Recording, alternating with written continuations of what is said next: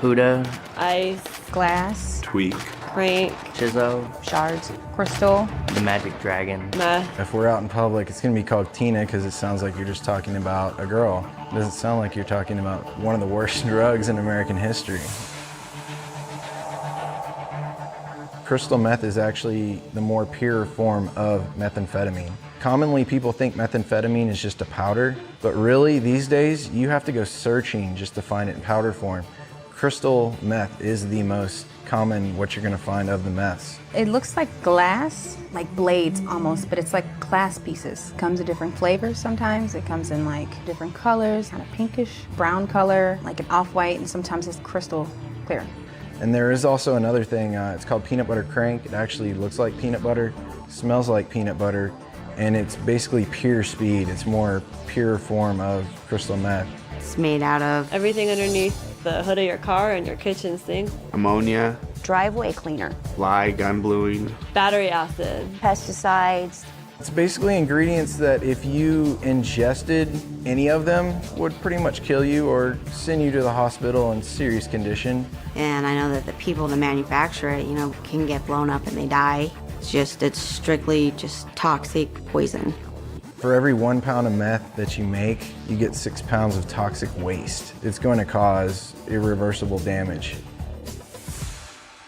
Originally started out snorting it. Snort it, smoke it, shoot it, whatever. I'd snort it, shoot it. And I would ingest it as well. I tried it every way that you could do it. And I just kept gradually going up and, trying to get that better high until I was, slamming it multiple times in the day. I was 13 when I first started doing it. Started about the age of 16. First time I did it, I was 17. I was at my brother's house. He was sitting down there smoking it, and he offered it to me. Got into it because I wanted to impress a guy. It was utter curiosity, maybe boredom. I started off just having fun and hanging out. It was a social thing. My parents in my school sent me to a rehab because I got caught smoking weed at school. Just met some people there and I started, hanging out with them when I got out, and they introduced me to it. One day they pulled out, a crystal meth pipe and were smoking it, and I had no idea what it was. I thought, okay, well, this can't be that bad, everyone else is doing it. I decided since I already smoked marijuana, maybe try this meth thing, so big mistake. Once I tried it that one time, just this instant euphoria, like it probably kicked in within 10 to 30 seconds of smoking it. At first you feel really good, and I felt like I was on top of the world. And it lasts for quite a long time, for some people up to 12 hours.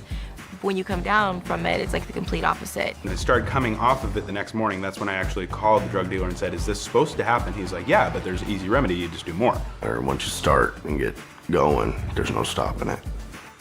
My body would ache, like I had just gotten over had like the worst flu ever. Throwing up, couldn't hold anything down, and I was yellow on top of it. Lethargic all the time, really hard on your body. I came out of the military, I was weighing 180, and within 6 months, I was down to 135. Went and saw a friend, and she's like, what have you been doing? You look like a stick. I had spots in my head about this big of hair, literally gone, like a baby's butt. You can tell when somebody's on meth, it definitely takes its toll on you physically.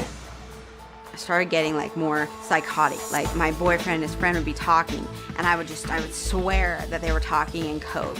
I would be hallucinating so bad where I'd see things in my room, see things that weren't there like bugs, or see things crawling on me, picking at my arm and trying to get these bugs out of my arm. I spent 6 hours not moving other than picking at my face in front of the mirror. By the end of the night, I had huge gashes all over my face, I'd have them on my arms, I'd have them on my legs. I was up for my 8th day with no sleep and no food, watching the walls move.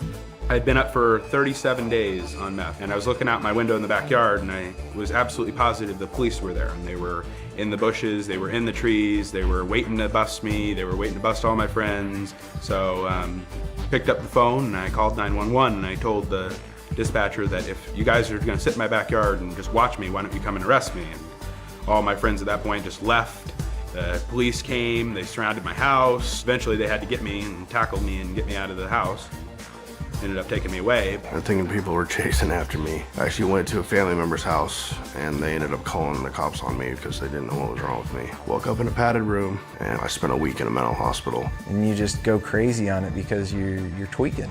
You're not thinking straight. Kind of gets your wheels turning real fast. You're just moving like 100 miles per hour, like in your head. Your thoughts, everything's just going boom, boom, boom, like really fast.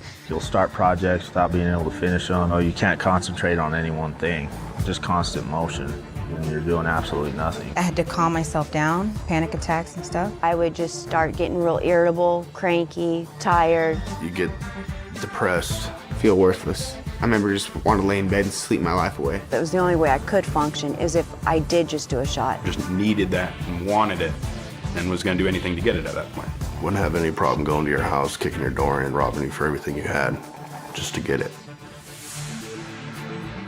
Makes you not care that you're wasting your life away. Makes you not care that your sister cries at night because her brother is out committing crimes and manufacturing methamphetamines. Had completely kidnapped me, mind and soul, and the more I did, the more it built up inside of my body. I noticed in myself short-term and long-term memory loss, nerve damage, my muscles sometimes twitch, just things that seem to be irreparable. My gums have permanent damage. I have permanent bone loss underneath my gum line. I have an eroded esophagus now. 6 years ago, it was near cancerous. I still have problems today with it. I mean, really bad heartburn.